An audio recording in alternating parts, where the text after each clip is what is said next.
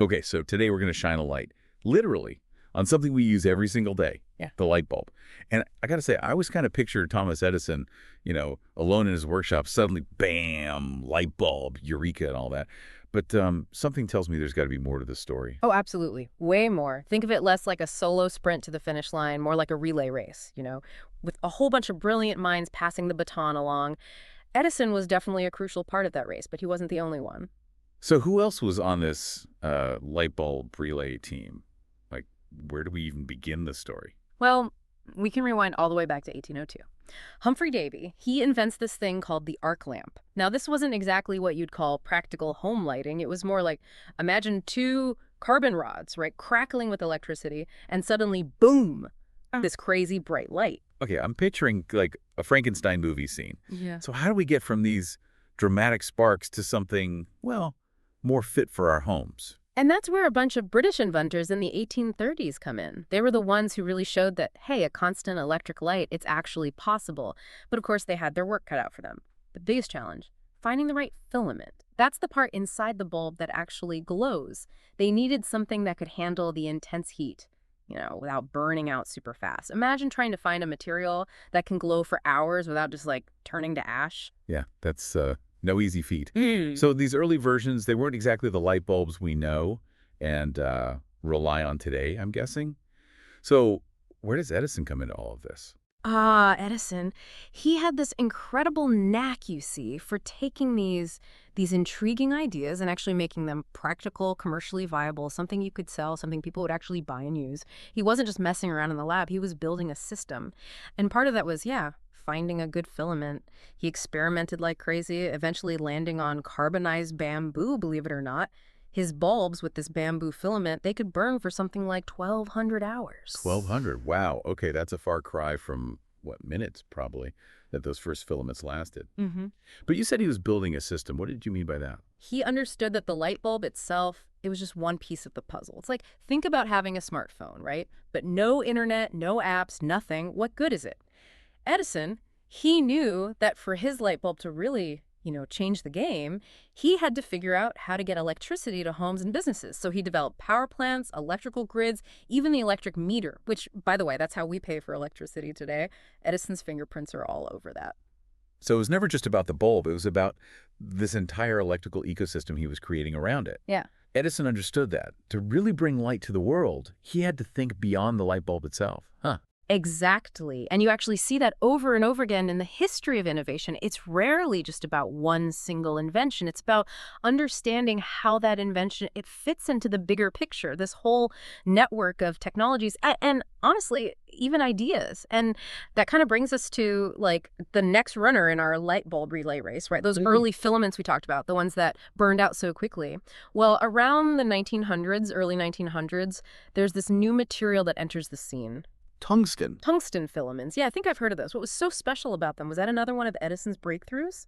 Actually, no. This time it was a group of European inventors who brought tungsten filaments into the picture. And wow, did that turn out to be a game changer? See, tungsten, it can handle way, way higher temperatures than carbon, like insanely hot. And that meant bulbs could burn brighter and longer before burning out. So instead of a candle, it's like having a bonfire. Yeah. But without, the whole fire hazard thing. Yeah, exactly. Tungsten filaments were a huge leap. Incandescent bulbs got even more efficient, lasted even longer. People could actually, rely on electric light for a reasonable amount of time. It made a big difference. Okay, so we've got Edison's system. We've got these super durable tungsten bulbs. Sounds like, I don't know, we reached peak light bulbs, right? So what happened? Why did we ever move on from incandescence? Well, there was still a pretty big downside, even with tungsten. Remember how incandescent bulbs work, that whole getting crazy hot to produce light thing? Well, the thing is, a lot of that energy, it's not actually turning into light. It's just, lost as heat. Ah, so kind of like those old space heaters. Yeah. Yeah, they warmed you up, but you could practically cook an egg on them too. Perfect analogy. And, as people started thinking more about energy efficiency, especially with the oil crisis in the 70s, researchers, they really started looking for alternatives, something that could give you light without all that wasted heat. And that's where fluorescent lighting comes in. Fluorescent lights, those long tube things, you always see them in offices, schools. I don't know, they always have that kind of clinical vibe. How do those even work? Seems totally different from a regular light bulb. Totally different approach. Okay, imagine this. You throw a ball at a wall, but this wall, it's covered in that like glow-in-the-dark paint, right? So the ball, that's like invisible ultraviolet light. The paint, that's like the phosphor coating you see on the inside of a fluorescent bulb. And then the light coming off the wall, that's the visible light from the bulb. Okay, that's actually a pretty cool way to picture it. So no hot filament. No. It's that invisible UV light hitting the phosphor coating, and boom, you get visible light. Exactly. And get this, the story of fluorescent lights, it actually goes all the way back to the 1800s. Scientists like Heinrich Geissler, Julius Plucker, they were doing all these experiments with electricity and gases, and without even realizing it, they were laying the groundwork for what we now know as fluorescent lighting. It's wild, right? Like all these little threads, these discoveries, they all end up weaving together. I mean, who knew that playing with electricity and gas back then would lead to like everything from the lights in our homes to those cool retro neon signs you see everywhere? It really is amazing. And you're right, it all comes back to that electric discharge through gas. Doesn't matter if it's what? Mercury vapor in a fluorescent light or neon gas lighting up a sign. Same basic principle at work. Okay, so with neon, the gas itself is what's making that bright light. But with fluorescence, it's the phosphor coating that's doing the real work, right? Yeah. Like taking that invisible UV light and turning it into something we can actually see. It's like a magic trick. Exactly. And that right there, that's a big part of how we got from those early experiments with gases to, well, the energy efficient lighting we have today. It's all connected. Speaking of which, when did fluorescent lights really become, like a common thing? I remember growing up, we had a mix of those and the old school light bulbs at home. Yeah, it wasn't like everyone switched over overnight. Businesses, factories, those kind of places, they were all over fluorescent lights early on, mostly because they were so much more efficient. But for homes, it took a little longer. See, the early versions, they were pricey, kind of bulky, and honestly, they didn't really have that warm, cozy feel that people wanted in their living rooms. Yeah, I can see how those old fluorescents wouldn't exactly scream, relaxing evening at home, So what changed? The oil crisis back in '73, that was a big turning point. Suddenly, energy efficiency, it went from being like a nice bonus to a necessity, And that's when you had companies like Sylvania, General Electric. They really got serious about developing those compact fluorescent lights, the CFLs we see today.